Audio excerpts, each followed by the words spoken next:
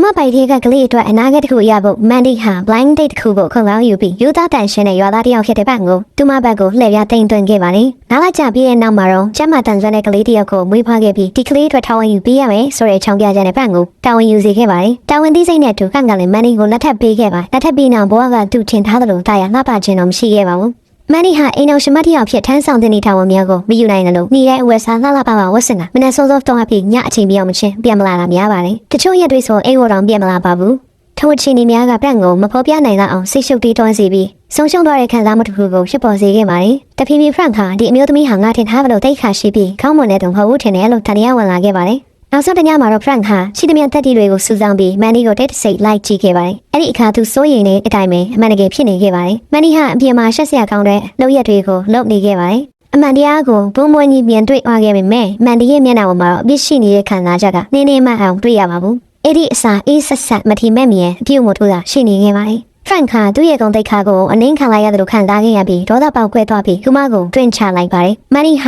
ာခေါင်းနဲ့နောက်ဖက်အားပြင်းစွာထိခိုက်ပြီးအဲ့ဒီနေရာမှာပဲပွဲချင်းပြီးထိဆုံးသွားခဲ့ပါတယ်။ဖရန့်ကပြည့်သမျှကိုနားမလည်နိုင်နေရင်မန်နီရဲ့ဘူးဘောကိုရေစက်တစ်စက်ပြုတ်ချလာပါတယ်။အဲ့ဒီချိန်မှာပဲသူဟာရေချိုးကန်ထဲမှာကလေးငယ်လေးကိုမှီထားခဲ့တာကိုပြန်ပြီးသိရသွားခဲ့ပါတယ်။အလွန်တုံလို့သွားတဲ့ဖရန့်ခါအထက်ထက်ကိုအမြန်ဆုံးပြေးတက်ပြီးကလေးငယ်ကိုကဲဖို့ကြိုးစားတော့လေနောက်ချသွားခဲ့ပါပြီ။ကလေးငယ်လေးဟာရေချိုးကန်ထဲမှာရေနစ်တိဆုံးသွားခဲ့ပါတယ်။ဒါကြောင့်ဖရန့်ခါဇနီးနဲ့ကလေးဖြစ်သူကိုတတ်မှုနဲ့ဆွေးချက်တင်ခံရပြီးနောက်ထောင်နဲ့15နှစ်ချမှတ်ခံလိုက်ရပါတယ်။ထောင်ကျပြီး9နှစ်အကြာဦးအတက်ခွဲစိတ်ကုသမှုပြုလုပ်နေစဉ်အတွင်းဖရန့်ခါလွတ်မြောက်ရန်ခွင့်ရယူကထောင်မှခပ်ပြေးနိုင်ခဲ့ပါတယ်။ရဲတွေရဲ့လိုက်လံဖမ်းဆီးမှုကနေလွတ်မြောက်ရန်အတွက် convenience store ဆိုင်တစ်ဆိုင်မှာကောင်းလေးငယ်ငယ်တစ်ယောက်ကိုတစားကန်ဖြစ်ဖမ်းဆီးပြီးထွက်ပြေးခဲ့ပါတယ်။အဲ့ဒီကောင်လေးရဲ့အမေဖြစ်သူအဒေါ်ကိုသူသားရဲ့လုံခြုံရေးနဲ့ချင်းချောက်ပြီးသူမရဲ့အိမ်ကိုချက်ချင်းကားမောင်းပုတ်ခိုင်းခဲ့ပါတယ်။ဒါဖြစ်သူဟင်နရီရဲ့လုံခြုံရေးကိုစိုးရိမ်နေတဲ့အတွက်ကြောင့်အဒေါ်လည်းဖန့်ကထောင်းဆိုချက်ကိုလိုက်နာခဲ့ပါတယ်။သတင်းတွေထဲမှာကြော်ညာထားတဲ့ဝရမ်းပြေးပြမြောက်နေသူဟာဖန့်ပဲဖြစ်နိုင်ကြောင်းကိုအဒေါ်ကခံမမိပေမဲ့ကားစီးနေစဉ်ရှောင်းလုံးသူမကတိတ်ဆိတ်ပြီးနေခဲ့ပါတယ်။လမ်းမှာရဲကားတစ်စီးနဲ့ညနေချင်းဆိုင်စုံတွေ့ရတဲ့တိုင်သူမကထုတ်တော့ပြန်မလုပ်ခဲ့ပါဘူး။အကြောင်းကတော့သူမဘွားမှာနောက်ဆုံးကြံခဲ့တဲ့အခုဒီတော့စိတ်ပိုင်းဆိုင်ရာအကွာထားပြုတ်ရကသူမရဲ့သားဟင်နရီဖြစ်နေခဲ့တာကြောင့်ပါအဒေါ်ကဖရန့်ရဲ့အမှန်တကယ်ရွေချက်ကိုတော့မသိခဲ့ပါဘူး။ဒါပေမဲ့တားဖြစ်သူကိုလုံးရောက်အောင်ကားဝဲနိုင်ပြီဆိုရင်တော့သူမရဲ့ကိုယ်ပိုင်တက်ကိုလည်းဖိဆက်ဖို့ဝန်မလေးပါဘူး။မိခင်တယောက်ရဲ့အမှန်တကယ်ချစ်ချင်းမြတ်တာကိုခံစားမိလို့ဖြစ်ခဲ့တဲ့အတွက်ဖရန့်ကလည်းသူ့အပေါ်အကြမ်းဖက်မလုပ်ခဲ့ပါဘူး။အိမ်ရောက်တဲ့အခါသူကနူးညံ့တဲ့အတန်နဲ့ငါလူဆုံးမဟုတ်ဘူး။ဘသူ့ကိုမှမထိခိုက်စေချင်ဘူး။ညရောက်ရင်ထွက်သွားမယ်။ခုတော့ခဏနားစရာနေရာတစ်ခုတူတယ်လို့ရှင်းပြခဲ့ပါတယ်။သို့တော့အဒေါ်နဲ့ဟင်နရီကိုအမှုထဲဆွဲမထမ်းမိစေရင်သူ့ဘာကိုဂျိုးနဲ့ချီထားသလိုဟန်ဆောင်ဖို့လိုမယ်လို့ပြောခဲ့ပါတယ်။စိတ်ထဲမှာကြောက်ရွံ့မှုများရှိနေသေးပေမဲ့မိခင်နဲ့သားလည်းလိုက်နာဖို့သာရွေးချယ်စရာရှိခဲ့ပါတယ်။ဒေါ်ကိုချီနေချိန်ဖရန့်ဟာအလွယ်နူးညံ့သိမ်မွေးစွာပြည့်မှုခဲ့ပြီးသူမကဘလို့အဖက်ထိခိုက်နာခြင်းမစွာစီရင်တိချရုပ်ဆိုင်ခဲ့ပါတယ်။အဲဒီနောက်သူတို့အားလုံးနေလည်စာစားဖို့အတွက်ရောသူ့ကိုပူပေါင်းပေးရမှုကိုကျေးဇူးတင်တဲ့အနေနဲ့ရောဖရန့်ဟာသူ့ကိုယ်တိုင်မိဖို့ကြောင့်လည်းဝင်ပြီးနေလည်စာစတင်ချက်ပြုတ်ပေးခဲ့ပါတယ်။အဒေါ်ရဲ့လက်တွေကိုကျိုးနဲ့ချီထားတဲ့အတွက်ကြောင့်တွင်တစွန်းချင်းစီကိုသူကအေးမှုတ်ပေးပြီးနူးညံ့စွာသူမပါဇက်တဲ့ကိုခွင့်တွေ့ခဲ့ပါတယ်။အဒေါ်ဟာသူမရဲ့မျက်စိရှိကဂယူးဆိုင်တက်ပြီးကျင်နာတတ်တဲ့ဒီအမျိုးသားဟာထွက်ပြေးနေတဲ့ချင်းသားတစ်ယောက်ဆိုတာယုံကြည်ရခက်ခဲနေခဲ့ပါတယ်။ပြီးမှကြည့်တဲ့ဟင်နရီလည်းအောင်းမြင်တတ်နေခဲ့ပါတယ်။တီဗီထဲမှာပြောသလိုဒီလူကဒီလောက်မရက်ဆက်လာဘူးထင်တယ်ရတော့သူ့ရဲ့စိတ်ထဲမှာလည်းတစ်စိတ်တွေးထင်လာခဲ့ပါတယ်။ညရောက်တဲ့အချိန်မှာဖရန့်ကအဒေါ်ကိုဂျိုးဖြီပေးပြီးအမောက်အကာရန်နဲ့ထွက်သွားဖို့စီစဉ်ခဲ့ပါတယ်။သို့တော်အပြင်ဘက်မှာရိတ်ကအိုတံပြန်ကြားလာတာကြောင့်သူကအခွင့်အရေးမရှိတော့ပဲနောက်ထပ်အချိန်တစ်ခုကိုစောင့်ရန်လာပြလာခဲ့ပါတယ်။အနောက်ရောက်တဲ့အခါအဒေါ်နဲ့ဟင်နရီမနိုးသေးခင်မှာပဲဖရန့်ကမနက်စာကိုပြင်ဆင်ပြီးသားဖြစ်နေခဲ့ပါတယ်။ရတာရှိလာတဲ့အစားအစာကသူတို့ရဲ့ရှာကိုနိုးချစီရုံနာမှာကပဲဟင်နရီရဲ့လုံးလာတဲ့ကအကာရန်ဒလိုင်းကိုလည်းတဖြည်းဖြည်းပျော့ပြောင်းလာစေခဲ့ပါတယ်။သူဟာဖရန့်ကိုကြောက်စိတ်နဲ့မကြည့်တော့ပဲတကယ်လေးစားသလိုခံစားလာခဲ့ရပါတယ်။ဖရန့်ရဲ့အတန်ထဲမှာနူးညံ့တဲ့အာနာတနမျိုးရှိပါတယ်။အေးချုံလာရင်ဘလို့လွတ်မြောက်ရမယ်ဆိုတာကိုတားကိုသင်ပေးနေတယ်လို့ဖခင်တယောက်ရဲ့အတန်မျိုးဖြစ်ပါတယ်။စကားမျက်မှုနဲ့ဆိုင်လာတဲ့အခါမှာဟင်နရီကလည်းသူ့စိတ်ထဲမှာနက်နက်ဆိုင်ထားခဲ့တဲ့အတွေးတွေကိုမပပြုတ်ချခဲ့ပါတယ်။အဲ့ဒီအချိန်မှာဒေါ်ကကျိုးကိုလူကိုယ်တိုင်ယူပြီးပန့်စီရှောက်သွားပြီးသူမကိုပြန်ချီထားပေးဖို့လက်ဟန်ပြခဲ့ပါတယ်။တိုးတော်ပန့်ကအခုတော့မလိုတော့ဘူးဟုနူးညံ့စွာပြောခဲ့ပါတယ်။သူဖမ်းမိသွားခဲ့ရင်ဒီချိုးကအဒေါ်နဲ့ဟင်နရီကိုတန်တရားကင်းကြောင်ပြနိုင်ဖို့ခုညပေးနိုင်မယ်လို့လည်းရှင်းပြခဲ့ပါတယ်။ ဖရန့်ကီတင်းငယ်မိကျင်လာတဲ့မူရကြောင့်အဒေါ်ရဲ့စိတ်မှာရှိတဲ့ကာကွယ်မှုအရင်တိုင်းနဲ့လည်းပိုပြီးရောချလာခဲ့မြင်ပါတယ်။ဟင်နရီရဲ့အချံပြုချက်အတိုင်းနတ်စာကိုသူမကလေထားပြီးလက်နဲ့ယူဆွားချခဲ့တယ်။တခိုင်ချင်း AACC မီးဆိုင်မိတဲ့အခါမှာတော့သူမမြင်ဝင်နေမှာလူညံ့တဲ့အလဲတစားပေါ်လာခဲ့တယ်လို့ပါပဲ။အင်တန်ကျဲနေပြီးအရင်ဆန်တဲ့ပုံရှိတဲ့ဒီအမျိုးသားဟာဒီလောက်ရရှိရဲ့စားစာတွေကိုချက်တက်လိမ့်မယ်လို့အဒေါ်လုံးမမျှော်နိုင်ပါဘူး။သူ့ကိုခေါ်လုံးဝင်ပေးခဲ့တဲ့အတွက်ချင်းစုဆက်တဲ့အနေနဲ့ဖရန့်ကအင်မှုကိစ္စတွေကိုကိုယ်တိုင်လူလူလားလားလှုပ်ဆောင်ပေးခဲ့ပါတယ်။အမိုးပေါ်ကတရက်ဖုန်တွေကိုရှင်းပေးတယ်။ခက်နေတဲ့လေကားတွေကိုပြင်ပေးတယ်။အဒေါ်အရန်ချစ်တဲ့ကားကိုလည်းဟင်နရီနဲ့အတူပြင်ပေးခဲ့။အဲ့ဒီကားလာအတွင်းဖရန့်ကဟင်နရီအတွက်ချစ်တတ်တဲ့ဖခင်တယောက်လိုဖြစ်လာခဲ့ပြီ။ ဘေးအမေကိုကာဝယ်ပေးနိုင်တဲ့ယောက်ျားကောင်းတစ်ယောက်ဖြစ်ရမယ်နော်လို့စိတ်ရှိရှိနဲ့တင်ပေးခဲ့တယ်အဲ့ဒီအသိပညာတွေကသူ့ရဲ့နက်နက်ရှိုင်းနောင်နာတွေကနေမွေးဖွားပေးလာတဲ့ဘဝသင်ခန်းစာတွေလိုပဲဖြစ်နေခဲ့ပါတယ်ဖရန့်ကသူထွက်ပြေးလာခဲ့ရတဲ့အကြောင်းကိုလည်းဝန်ခံပြောပြခဲ့ပါတယ်မတော်တဆမှုတစ်ခုကြောင့်ကွဲလွန်သွားခဲ့တဲ့မိဘနှစ်ပါးကိုကိုယ်တိုင်ပြန်လဲမြုပ်နှံပေးခြင်းနဲ့ဆန္ဒကြောင့်သူထွက်ပြေးခဲ့ခြင်းဖြစ်ကြောင်းပြောပြပါတယ်သူပြောတဲ့စကားလုံးတိုင်းကဟင်နရီရဲ့လုံးသားတဲ့ကိုຫນွေဦးရေချိုကလေးများစီးဝင်တယ်လို့ခံစားစေရပါတယ်ဘာကြောင့်မှမသိပေမဲ့ဒီထွက်ပြေးနေတဲ့အကျဉ်းသားကသူ့ဘဝမှာမြေတမ်းချို့တဲ့ခဲ့ရတဲ့စိတ်ပိုင်းဆိုင်ရာချိတ်ဆက်မှုတစ်ခုကိုဖြည့်ဆည်းပေးနေတယ်လို့ခံစားလာခဲ့ရပါတယ်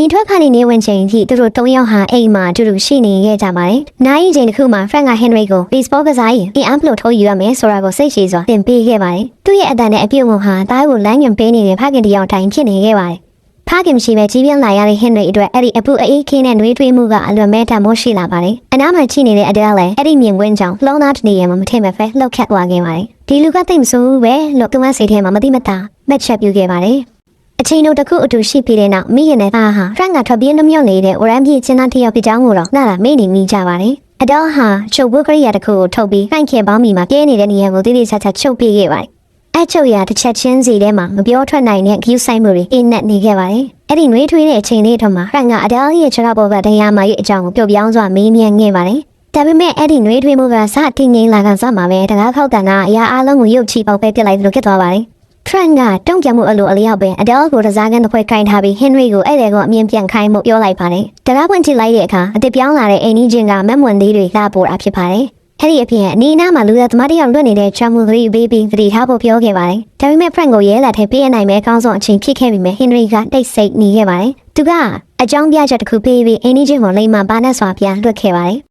အဲ့ဒီအချိန်မှာပဲဖရန့်ခါဟင်နရီကသူ့ပေါ်ထားရှိတဲ့ယုံကြည်မှုကိုသဘောပေါက်လိုက်ပါတယ်။သူဟာဖခင်တယောက်လိုကောင်းနေမြင့်ရန်တော်မင်းကောင်းကောင်းလုပ်နိုင်ခဲ့တယ်လို့ချီးကျူးခဲ့ပါတယ်။အဲ့ဒီစကားကြောင့်ဟင်နရီကကိုယ်ဝမ်းသာသွားခဲ့ပြီးဒီမှာဒိတ်စိတ်ချရဲ့အတဲလေထူးခြားတဲ့အခိုက်အတန့်တစ်ခုဖြစ်ပေါ်နေချောင်းကိုသိထားမိခဲ့ပါတယ်။သူမရဲ့လုံသားထဲမှာကြာမြင့်စွာမြုပ်နှံထားခဲ့တဲ့ခံစားချက်တွေကလည်းထိတ်တဆိတ်ပြန်လည်ဖူးပွက်လာခဲ့ပါတယ်။သူတို့ရဲ့ယုံကြည်မှုကိုကျေးဇူးတင်တဲ့အနေနဲ့ဖရန့်ကအိမ်ကြီးယူလာပေးတဲ့မက်မွန်ကြီးတွေကိုတုံးပြပြီးခုပိုင်လုံးကြီးတင်ပေးမယ်လို့ဆိုပြုခဲ့ပါတယ်။ဒီအရာကသူ့မိသားစုလက်ဆင့်ကမ်း recipe တစ်ခုဖြစ်ပြီးသူအနံကုန်ယူတဲ့အရာတစ်ခုလည်းဖြစ်ပါတယ်။အခုတော့သူဟာဒီအရာကိုလက်ခံရရှိတဲ့သူတွေတို့သူယုံကြည်တဲ့သူတွေကိုမျှဝေပေးလိုက်ရင်ဆန္ဒရှိနေခဲ့ပါတယ်။နေဝင်ချင်းရဲ့အလင်းနုနုအရေးအယောင်တွေကြမြို့ကြောင်ထဲမှာသူတို့၃ယောက်ရဲ့ခဏကိုပုံရိပ်များကညဉ့်ညလာလှုပ်ရှားနေခဲ့ပါတယ်။သူတို့ရဲ့ဆက်ဆံပုံမှာအလွန်တွေးထွေးပြီးပျော်ရွှင်ပွဲကောင်းတဲ့အတွက်ပျော်ရွှင်တဲ့မိသားစု၃ယောက်ရဲ့မြင်ကွင်းတစ်ခုလိုပင်ဖြစ်နေခဲ့ပါတယ်။ Frank ကအဒဲလ်ရဲ့နောက်မှာနူးညံ့စွာရက်ပြီးလုံးညက်နေနည်းကိုစိတ်ရှိရှိတင်ပေးနေခဲ့ပါတယ်။နေရုပ်သားအနိကဟုကနေတဲ့အခါအတန်အတွင်းညလုံးချင်းစုံမိတိုင်းအတော်တဆလက်ချင်းထိမိတိုင်းအတော်ရဲ့လုံသားကိုမတိမတာတင်းကျပ်စေခဲ့ပါတယ်။ကျမရဲ့စိတ်ထဲကိုနှွေးထွေးရဲ့ရည်စည်းကြောင်းတစ်ကြောင်းကအစ်တစိတ်စည်းဝင်တော့လိမ့်တဲ့တော့ခံစားရပြီးမင်းတို့ထားခဲ့တဲ့ဆန္ဒတွေပြန်လည်နိုးထလာပြီးအလုံးခုန်တဲ့တော့ညံလာခဲ့ပါလေ။ပြီးမှတိတ်တဆိတ်ချိနေတဲ့ဟင်နရီလည်းအဲ့ဒီစိတ်နှုတ်ရှာမှုလိုင်းနံကိုခံစားမိခဲ့တယ်။သူဒိတ်ပဲပြီးစုံနားမလည်သေးပေမဲ့သူ့မိဟန်သူ့လိုပဲဖရန့်ကိုစိတ်ထဲကနေလက်ထန်ထားပြီးဆိုတာကိုတော့အေးကြနေခဲ့ပါတယ်။ဖရန့်ကြီးရောက်ရှိလာမှုကဟင်နရီအတွက်ချာမြင့်စွာပျောက်ဆုံးနေတဲ့ပေါ့ရမြတ်ထားကိုပြန်လည်ဖိအပ်ခဲ့တာဖြစ်တယ်လို့အဒဲလ်အတွက်လည်းချစ်ချင်းမြတ်တာပေါ်ယုံကြည်မှုနဲ့မျှော်လင့်ချက်ကိုပြန်လည်မိထွန်းပေးခဲ့ပါတယ်။ဖရုပိုင်ဟာမိဖို့ထဲမှာတဖြည်းဖြည်းပုံတံပြေးလာပြီးချုံမေးတဲ့ရင်ထဲကအခန်းတစ်ခုလုံးကိုပြည့်နှက်သွားစေခဲ့ပါပြီ။အဲ့ဒီနှွေးထွေးပြီးတက်တောင့်တက်တာရှိတဲ့လေထဲမှာဖရန့်ဟာတက်တီတွေကိုစူဆောင်းပြီးအဒဲလ်ရဲ့ခါပေါ်ကိုလက်တပတ်ညံ့စွာထင်လိုက်ပါတယ်။သူမျှော်လင့်ထားတဲ့အတိုင်းပဲအဒဲလ်ကမရှောင်ထွက်ခဲ့ပါဘူး။ပြန်ပြီးသူမကလည်းတဖြည်းဖြည်းသူ့ဘက်ကိုမိလိုက်ပါ။နောက်စလုံးဟာအဲ့ဒီခံစားချက်ထဲမှာပဲပြန်မထွက်နိုင်အောင်နစ်မြုပ်အားခဲ့ကြ။သို့တော်ဖရန့်ကဒီနေရာတွင်ဆက်နေခြင်းမှာအဒဲလ်နဲ့ဟင်နရီအတွက်မသိနိုင်တဲ့အန်ရီတွေကိုသာယူလာပြီးမယ်ဆိုတာကိုသိနေခဲ့ပါတယ်။ညရောက်လာတဲ့အချိန်မှာအပြင်ဘက်ပက်ထရိုကားတွေရဲ့လင်းနှန်းတွေတဖြည်းဖြည်းဝေးခွာသွားတာကိုကြည့်ပြီးအခုကထွက်ပြေးဖို့ချိန်ကောင်းမယ်လို့သူသဘောပေါက်ခဲ့ပါတယ်။အဲ့ဒီဇာတ်ကိုကြားတဲ့အခါဟင်နရီကအိမ်မက်ကလည်းရုပ်ရည်နိုးလာလို့ဖြစ်သွားခဲ့ပါတယ်။အဒဲလ်ရဲ့မျက်နှာပေါ်မှာလည်းမဖုံးနိုင်တဲ့စိတ်မကောင်းမှုတစားကအော်လာခဲ့ပါတယ်။သူတို့နှစ်ဦးလုံးကဖရန့်ကိုမသွားစေချင်ခဲ့ကြပါဘူး။သူတို့ရဲ့ရိုးသားတဲ့စိတ်ရင်းအမှန်တွေကိုရင်ဆိုင်ရတဲ့အခါပန့်ကျင်လုံးလာနဲ့အလွယ်မင်းလှောက်ရှားသွားခဲ့ပါတယ်။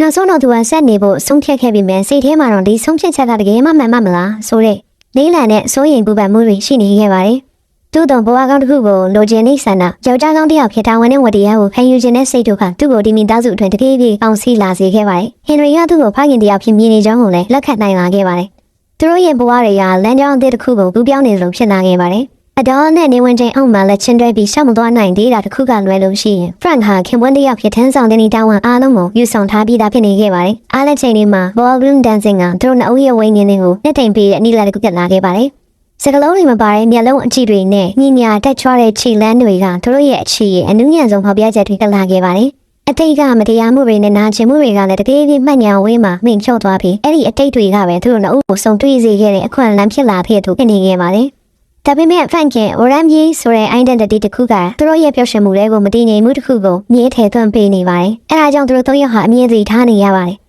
ဒီနေ့မွန်လေးပိုင်းမှာ Ancient Evelyn က Adele ရဲ့အိမ်ထဲကိုရုတ်တရက်ပြေးဝင်လာပြီးသူမရဲ့တာ Barry ကိုခဏချီပေးဖို့တောင်းပန်ပါတယ်။ Adele ကမလုပ်နိုင်ဘူးလို့မပြောနိုင်ခင်မှာပဲ Evelyn ကခလေးကိုတကားနားမှာထားခဲ့ပြီးအလင်းစလိုပြန်ထွက်သွားခဲ့။ရွေးချယ်စရာမရှိတာကြောင့် Adele လည်းတာဝန်ယူလိုက်ရပါတယ်။နောက်ပိုင်း Frank က Barry ကိုအိမ်နောက်ဖက်ဥယျာဉ်ကိုခေါ်လာပြီးချစ်တဲ့ဖိုင်တယောက်လို Henry နဲ့အတူ baseball ကစားပေးနေခဲ့ပါတယ်။ပြင်းထန်တဲ့နေရာရဲ့နေရာအောင်မှာကလေးနှစ်ယောက်ရဲ့ရေမောတန်တွေကအိမ်ဝန်းကျင်ကိုနှွေးထွေးစေခဲ့တယ်။ Adele လည်းအဲ့ဒီရေတန်တွေရဲ့အလယ်မှာသူမပျောက်ဆုံးနေတဲ့ပြုံးကိုပြန်လည်တွေ့ရှိခဲ့ပါတယ်။အစာပိုင်း Barry ရဲ့ရောက်လာမှုကပျော်ရွှင်စရာတင်းငယ်တော့အနောက်ရက်တစ်ခုမြန်လာဖြစ်ခဲ့ပါတယ်။သို့တော့ညနေပိုင်း Barry ကိုသူ့မိလာခေါ်တဲ့အခါမှာ TV ထဲတွင် Frank အကြောင်းသတင်းတစ်ပုဒ်ထွက်ပေါ်လာပါတယ်။ခန္ဓာပြမော်မှာရှိတဲ့တပ်ပုံကိုတွေ့လိုက်ရပြီး Barry ကဒီလူကနေ့လေကငါနဲ့ကစားနေတဲ့သူပဲလို့သိရပါပြီးမိခင်ကိုသတိပေးရင်အော်ဟင်းလိုက်ပါတယ်။သို့တော့ Evelyn ကကလေးပြောတဲ့အတိတ်ပဲကိုနားမလည်ပြီး TV ကိုပဲဆက်ကြည့်နေတယ်လို့ထင်ပြီးချက်လောက်ရိုက်ပေးလိုက်ပါတယ်။အဲ့ဒီရိုက်ချက်ကလေးတွေကတင်းမာမှုကိုလှတာပြန်လဲငြိမ်သက်စေခဲ့ပေမဲ့အဲ့ဒီမတော်တဆအဖြစ်ကလူတိုင်းရဲ့လုံးထဲမှာမြေတကူချန်ထားခဲ့ပြီးဖြစ်ပါတယ်။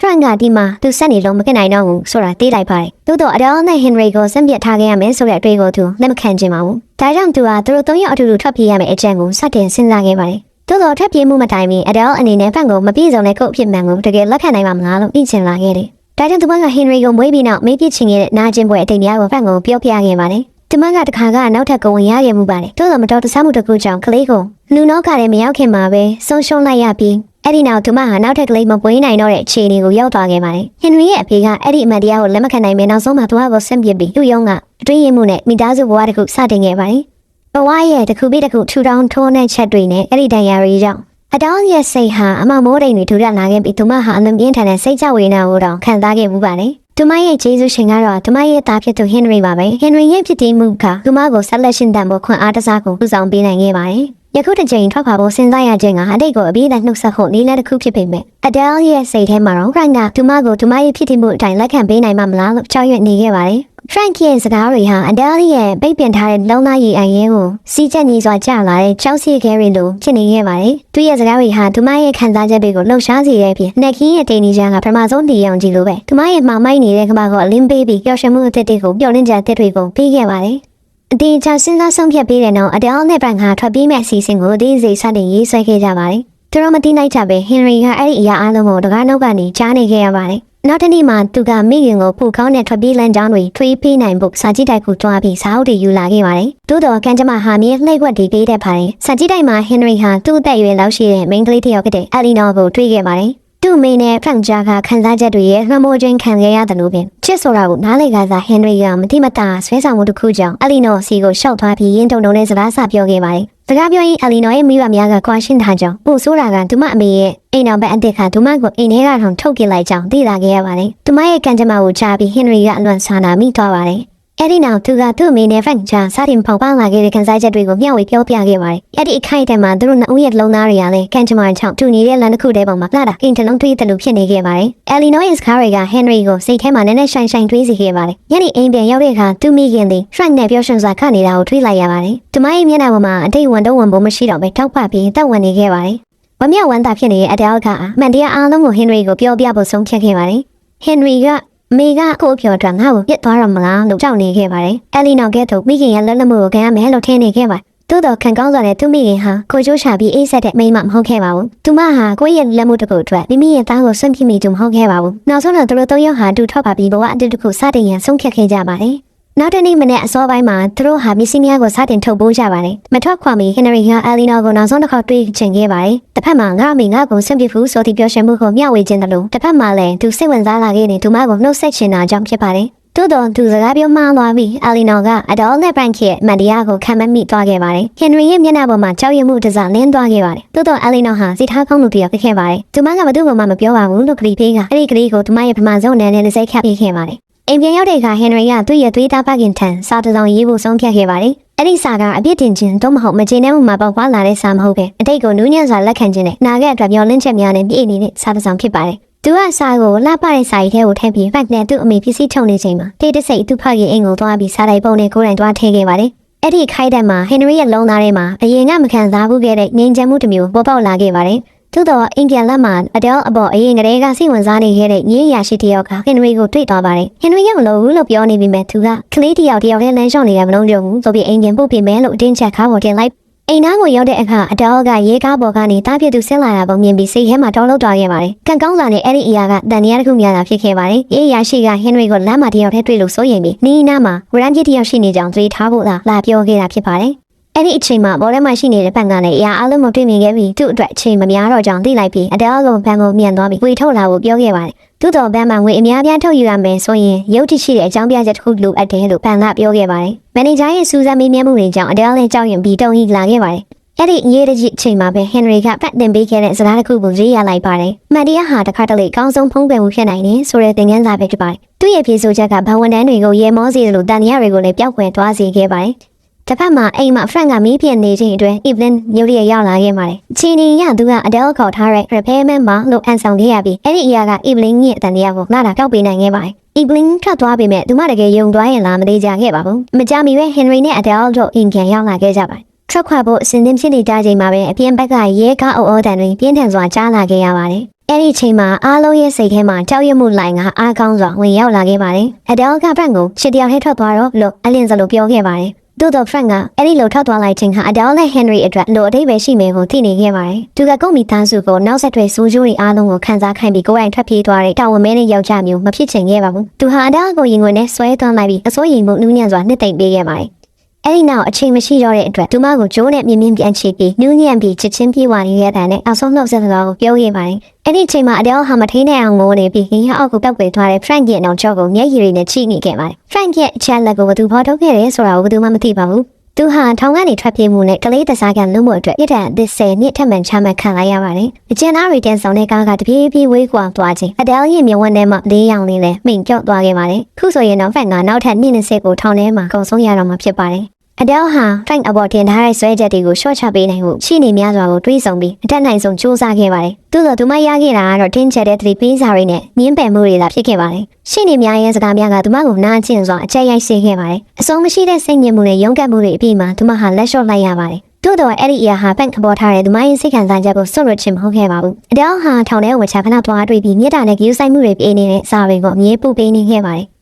ဒါပေမဲ့ Frank ကတော့ကို Adele ရဲ့ပျော်ရွှင်မှုကိုထားစီမဲ့အတားအဆီးတစ်ခုဖြစ်ချင်ခဲ့ပါဘူး။သူမကသူ့ကိုမေ့ပြီးထိုက်တဲ့ဘဝတစ်ခုကိုရရှိစေချင်တာကြောင့် Adele ရဲ့ချစ်ချင်းကိုထပ်ခါတလဲလဲညှင်းပယ်နေခဲ့ပါတယ်။သို့တော့သူတို့၃ယောက်အတူဖြတ်သန်းခဲ့တဲ့အဲ့ဒီ9ရက်ဟာဘဝရဲ့လှပလွန်ပြီးမမေ့နိုင်စရာကောင်းတဲ့အမတ်တရားတွေဖြစ်နေစေဖြစ်ပါတယ်။တစ်ဖက်ကကြည့်ရင်အဲ့ဒါဟာခဏတာအိမ်မက်တစ်ခုလိုဖြစ်သွားပေမဲ့အချိန်ကတော့မရမနာရွေလျားခဲ့ပါတယ်။ Henry ဟာပြန်ပေးခဲ့တဲ့ဖခင်မြတ်တာအောင်မှာခေါင်းစွာရှိပြလာခဲ့ပါတယ်။ Frank တင်ပေးခဲ့တဲ့ baseball ဆိုင်ရည်တွေကြောင့်သူဟာချောင်းထင်းရဲ့အဓိကကစားသမားတစ်ယောက်ဖြစ်လာခဲ့ပါတယ်။ကားတာယာလင်းနီးတင်ပေးခဲ့တဲ့အတွက်လည်းသူ့ဘဝလက်ထဲပေါ်နဲ့တွေ့ဆုံနိုင်ခဲ့ပါတယ်။အင်းတဲ့စိတ်ချပြီးတော့ Henry ဟာတည်ငြိမ်ပြီးကိုချရာဘကိုရက်တည်နိုင်တဲ့လူငယ်တစ်ယောက်ဖြစ်လာခဲ့ပါတယ်။အဲ့ဒီအပြင် Frank တင်ပေးတဲ့ True Pie Recipe ကိုအသုံးပြုပြီးအမြင့်ကျော်ကြားတဲ့ bakery ဒီဇိုင်းဖွင့်နိုင်ခဲ့ပါတယ်။ Frank ရဲ့လွန်မြောက်ရမယ့်နေ့နီးကပ်လာတဲ့အချိန်မှာ Henry ကထောင်ကစာတစ်လုံးရရှိခဲ့ပါတယ်။အဲ့ဒီစာထဲမှာ Frank ကLabor Day weekend ကအတူဖြတ်တန်းခဲ့တဲ့အချိန်တွေကိုမင်းသတိရမယ်လို့ငါမျှော်လင့်ပါတယ်။အဲ့ဒီ9ရက်ဟာငါဘဝရဲ့ခေါင်းဆုံးချိန်တွေပါပဲ။မင်းဘလို့လူတစ်ယောက်ဖြစ်လာမလဲ။ဒီလိုပုံစံဖြစ်လာမလဲဆိုတော့ငါအမြင်တွေးနေခဲ့တယ်။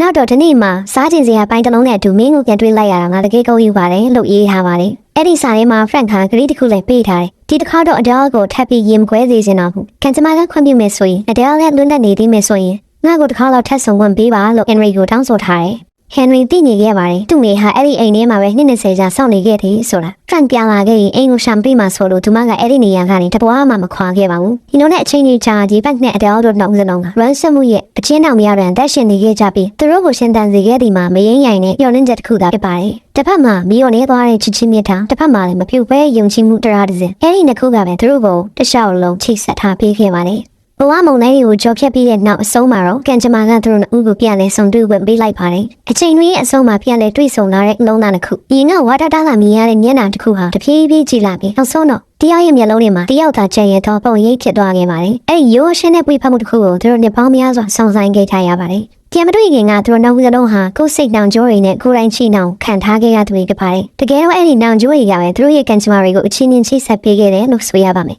ဘဝကြီးတစ်ချောင်းသူတို့နှစ်ဦးဟာဒီရောက်ထန်တဲ့ရောက်နှွေးထွေးမှုနဲ့ပျော်လင့်ချက်တွေကိုရှာတွေ့ခဲ့ကြပြီးတရားရနေတဲ့စိတ်ဝင်ရင်းတွေကိုဒီရောက်ကထီအောင်ညှက်သိမ့်ပေးကကူစားပေးခဲ့ကြပါလေအဲ့ဒီနှွေးထွေးမှုကိုအာယူပြီးလက်တွဲကရှေ့ဆက်လျှောက်လာခဲ့ကြပါစစ်မှန်တဲ့အနာတရားဟာမမိန်ဖြောက်သွားတယ်လို့မယောင်းမလဲမဖောက်ပြန်တတ်ပါဘူးအချိန်ရဲ့စံတတ်မှုကိုချမ်းချမ်းခံပြီးအတိုင်းမသိနှွေးထွေးမှုနဲ့အံ့ဩဖွယ်ကောင်းမှုတို့ကိုယူဆောင်လာတတ်ပါသူတို့ဆုံးရှုံးခဲ့ရတဲ့အချိန်တွေဟာကျွန်တော်တို့ဝမ်းနည်းရပေမဲ့နောက်ဆုံးတော့သူတို့ဒီအကူတည်းပြန်လည်တွေ့ရှိခဲ့တဲ့အကြောင်းလေးဝမ်းသာရပါတယ်ဒီရှုပ်ထွေးချက်တဲ့ကမာကြီးမှာလူရဲ့ချစ်ချင်းပုံစံတွေကမတူကြပါဘူးတချို့ကတစ်ချိန်နဲ့လူများစွာကိုချစ်တတ်ကြပေမဲ့တချို့ကတော့တယောက်တည်းအတွက်ဝါတစ်လျှောက်စောင့်နိုင်ကြတယ်ဒါမှစီကံပေါင်တွေကိုကြော်လွန်နေတဲ့ဒီအချစ်စလန်ကျွန်တော်ကိုအလွန်မဲ့နဲ့ဆိုင်စွာထိခိုက်စေခဲ့ပါတယ်ဒီအပြင်စစ်မှန်တဲ့ချစ်ချင်းမြတ်တာဟာအတားအဆီးတိုင်းကိုချိုးပေါက်ပြီးခက်ခဲတိုင်းကိုချိုးဖျက်ပြီးကျင်းရဲ့မြည်ရည်ထဲမှာတောက်ပဆောင်ထွန်းလန်းနေမယ်ဆိုတဲ့ယုံကြည်မှုကိုလည်းကြံပေးခဲ့ပါတယ်